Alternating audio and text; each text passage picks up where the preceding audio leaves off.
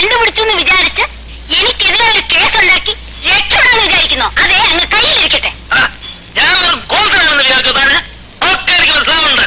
തന്റെ ഈ ഇംഗ്ലീഷ് നുള്ളല് ഞാൻ ഇന്ന് നിർത്തും. എന്നാലേ